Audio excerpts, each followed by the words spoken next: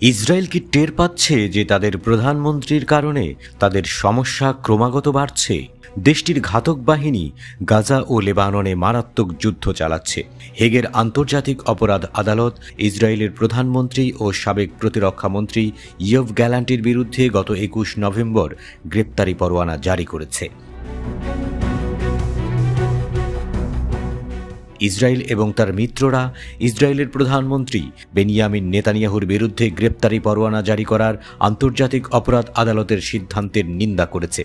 ইসরায়েলের সবচেয়ে বড় মিত্র মার্কিন যুক্তরাষ্ট্র বলেছে যে তারা ইসরায়েলের সিনিয়র কর্মকর্তাদের বিরুদ্ধে গ্রেপ্তারি পরোয়ানা জারি করার আইসিসির সিদ্ধান্তকে প্রত্যাখ্যান করছে। গ্রেপ্তারি পরোয়ানা চাওয়ার জন্য প্রসিকিউটরের এবং প্রক্রিয়ায় দেশটি উদ্বেগ প্রকাশ করেছে। যুক্তরাষ্ট্র স্পষ্ট করে বলেছে যে এই বিষয়ে আইসিসির এখতিয়ার নেই। দেশটির দাবি, প্রসিকিউটরের বক্তব্যের পক্ষে প্রমাণ নেই। হাঙ্গেরি, আর্জেন্টিনা এবং আরও কিছু ইইউ সদস্য আন্তর্জাতিক অপরাধ আদালতের সিদ্ধান্তের নিন্দা করেছে।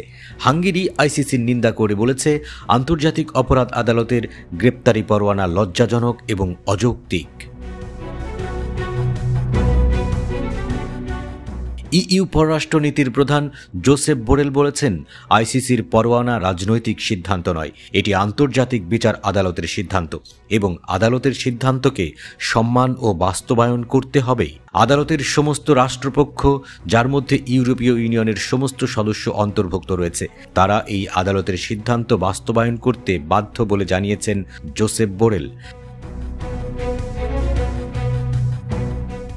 হামাস আইসিসির এই পদক্ষেপকে স্বাগত জানিয়েছে। সংগঠনটি একে ন্যায় বিচারের দিকে একটি গুরুত্বপূর্ণ পদক্ষেপ বলে অভিহিত করেছেন। তবে হামাসের রাজনৈতিক ব্যুরোর সদস্য বাসাম নাইম বলেছেন, যদি পরোয়ানাটি পৃথিবীর সমস্ত দেশের সমর্থন না পায় তাহলে তা প্রতীকী হয়ে থাকবে।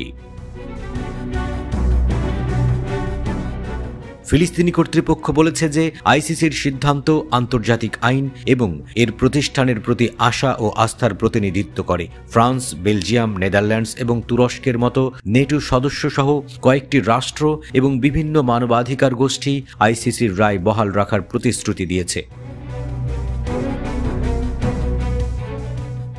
কানাডার প্রধানমন্ত্রী জাস্টিন ট্রুডো বলেছে, আন্তর্জাতিক আইন মেনে চলা সবার জন্যই সত্যি গুরুত্বপূর্ণ।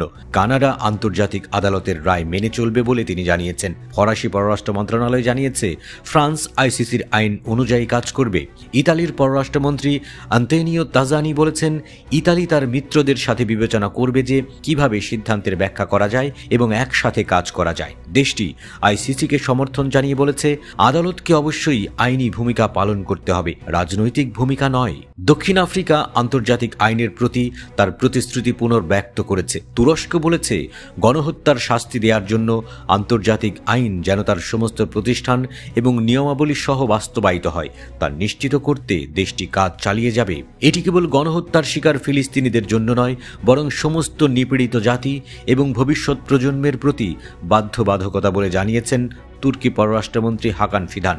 জর্ডানের পররাষ্ট্রমন্ত্রী আইমান সাফাদি জানিয়েছেন, আইসিসির সিদ্ধান্তকে অবশ্যই সম্মান ও বাস্তবায়ন করতে হবে। গাজায় ইসরায়েলের যুদ্ধাপরাধের জন্য ফিলিস্তিনিদের বিচার প্রাপ্য ছিল বলে তিনি মন্তব্য করেছেন।